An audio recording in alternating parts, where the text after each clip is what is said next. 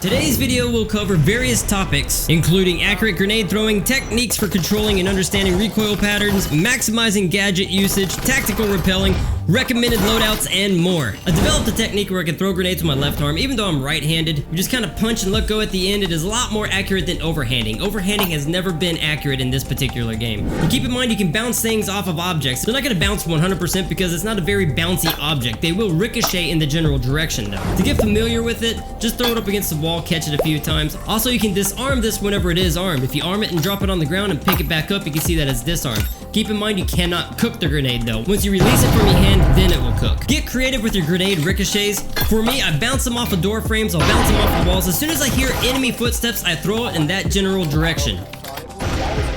Which is why I like to run with two of them sometimes. In order to run with two, what you gotta do is hold one in your left hand. As soon as you let go of it, purchase one with your right hand, hit grip with your left hand, it'll suck it right back up to your left hand, and now you have two. Door blockers also block windows. It's great to knock out a high volume window and just slap a door blocker in as soon as the round starts. This will prevent them from coming through there because they waste way too much ammo to knock it out and have to route around to a separate location. Get more creative with hiding your proximities. You definitely gotta put it in a spot that people don't really look for. In this spot, you actually have to squat down and walk in real life in order to place it there. With the static field emitters, I like to hold on to them until I figure out exactly where the enemies are coming from. If I hear the footsteps, I'll try to throw it into a spot to where they can't just easily shoot it, but yet block off the area, preventing them from coming through.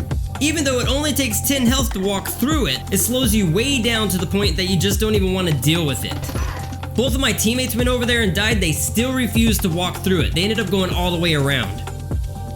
Controlling your recoil is vital, yet easy to figure out. To figure out a gun's recoil pattern, shoot up against the wall without trying to control your recoil. That's right, just let it go wild. You can see that this one shoots up and makes a question mark. So if you take that and just flip the image upside down, that is how you control the pattern. You have to draw down and hook it around. As far as my hand placement goes, whenever I do close range combat, I keep my hands closer together. This way I can make quick adjustments on the fly.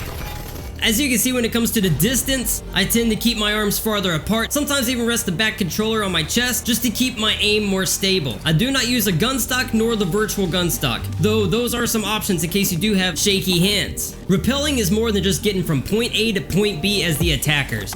In fact, repelling can put you in such an advantage that you can manage to pick off 2 to 3 people without even going inside.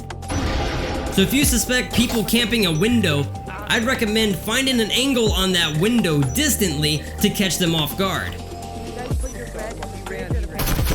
Of course, if somebody's camping a window and you need to get inside, I do recommend swinging in. You just press the crouch button above the window or next to the window to swing into it. Entering this way always benefits you using the element of surprise. When it comes to planting, we need to talk. A lot of lobbies I play in go straight for the kills. It's very rare to see the EMP actually planted. But when you do plant it, don't just put it in a random spot. Make sure you can actually guard it a little more strategically. In this example, I can actually guard this around the corner here through the wall. The moment I hear them trying to disarm it, I can shoot them. As soon as you plant this, you know the enemy team's going to be looking for you. It's going to be making sounds whenever you're planting it.